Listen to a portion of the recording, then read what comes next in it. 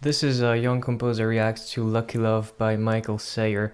YouTube just recommended this to me. It has like 5 million views, and judging by the comments, I think this might be one of those songs. I wasn't planning on doing anything more today. I just did the Jeff Buckley thing, but I'm doing this. Let's go.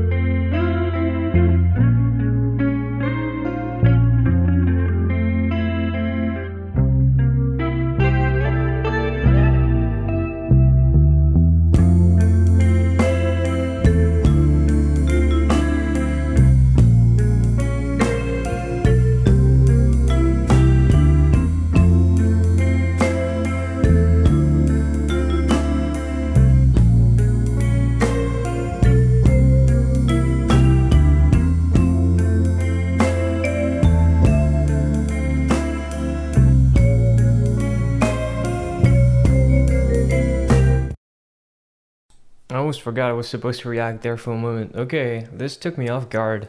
I didn't expect that at all. So first, I like starting with things that are unusual, I guess. It's in 6/8, which means in order to count it, you have to go 1, 2, 3, 4, 5, 6, 1, 2, 3, etc. Which is not that usual, honestly. It's you can definitely find a 6/8 song here and there if you try, but you're probably not hearing any on the radio typically. And this sort of, indie thing with like 5 million views on YouTube and stuff, I think it's like the first time I'm listening to one of them, and it's 6/8. It's from 2018, just like the song from Men I Trust we reacted to. Weird stuff. We have two guitars, seem like they're pretty much panned, doing weird jazzy stuff with a little bit of chorus on them, and it's funky, it's weird. We don't really know what universe it's coming from. It's really a blend of universes here, with the snare too. The snare is really surprising. The snare sort of sounds like crap, to be honest. It sounds like, I mean, okay, there's no bad snare sound and good snare sound objectively, but this one is sort of like something a lot of drummers would try to avoid. I think it sort of sounds like you're beating on a keg or something. It's not really clean, like in comparison, for example, to the snare in Say Can You Hear by Man I Trust. Same year, same sort of indie vibe, but completely different drum sound and snare sound overall. The drums here are really they're pretty rough, which I like. The drums don't sound like they were, like the musician was trying to polish it at all.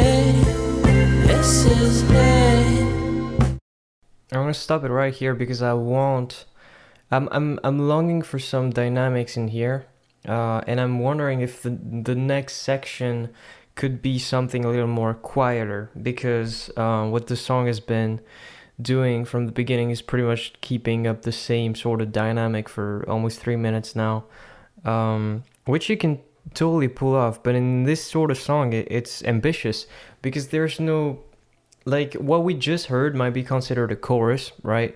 But to me, it's not really a chorus. To me, a chorus is like sort of catchy, and like this kind of song to me is sort of like just a river.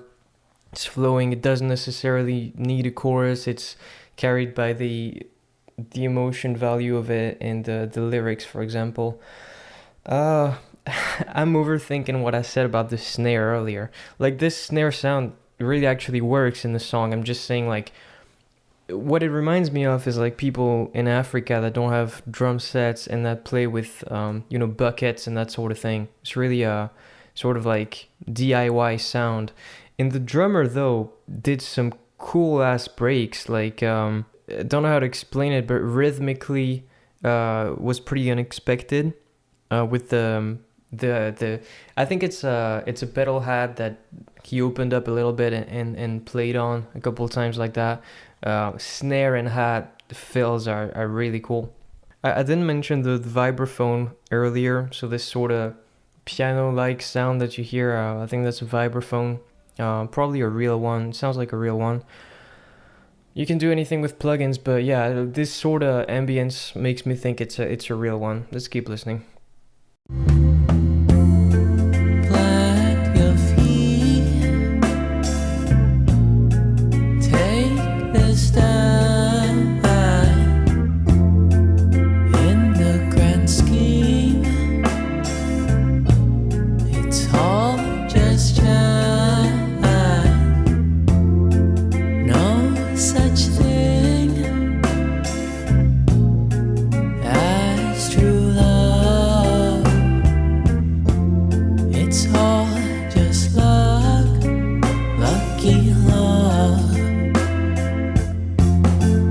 But that don't make love weak.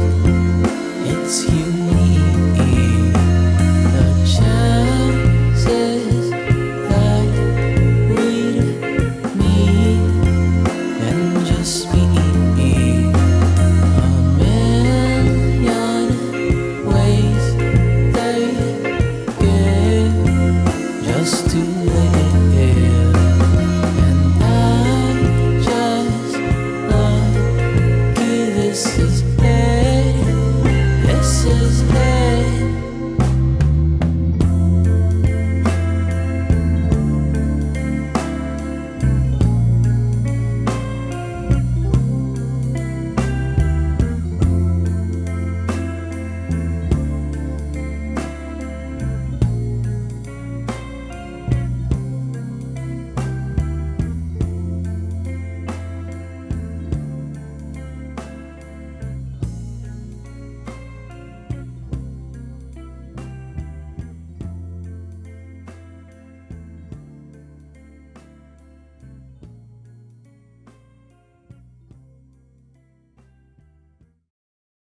So in the Man I Trust video, I said I wasn't a fan of fade outs.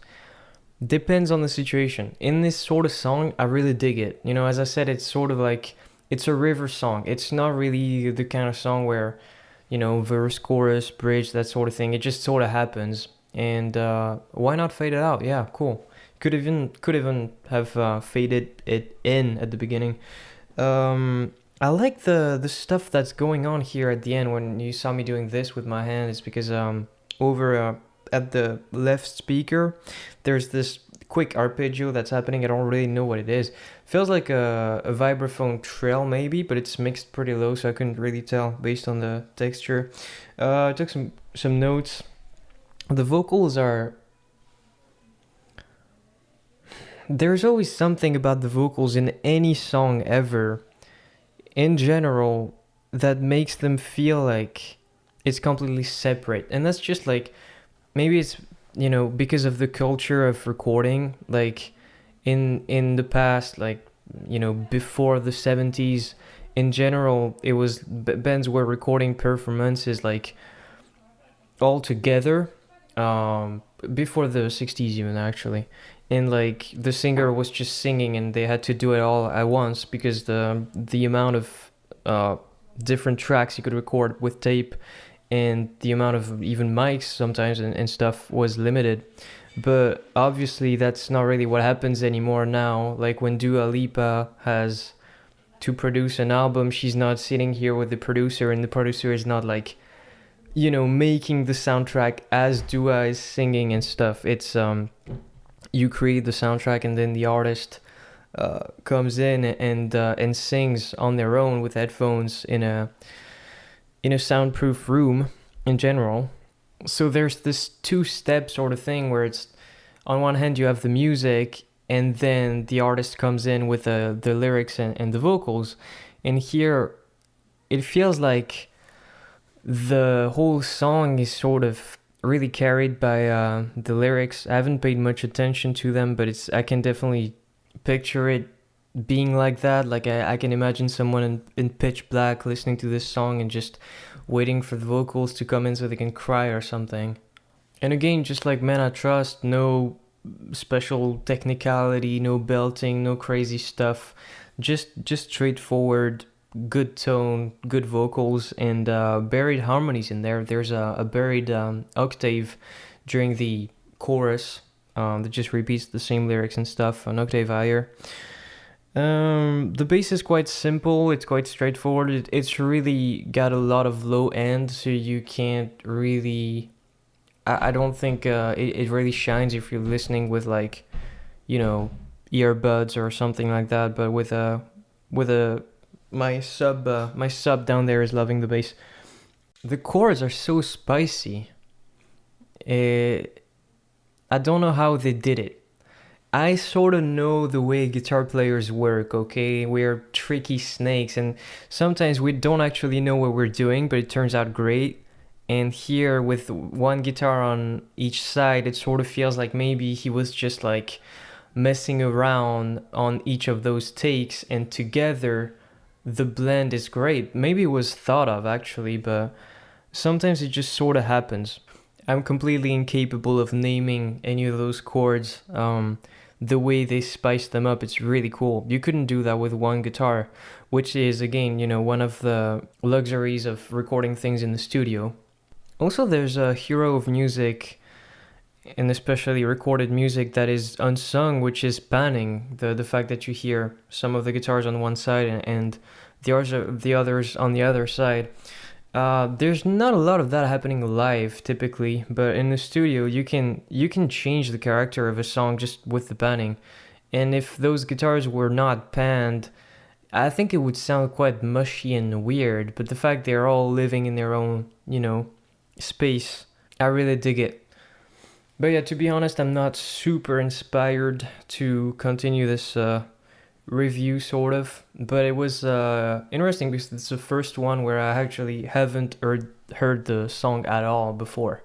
So yeah, take care, subscribe to the channel if you want. See you later, bye bye. I am absolutely incapable. I'm completely incapable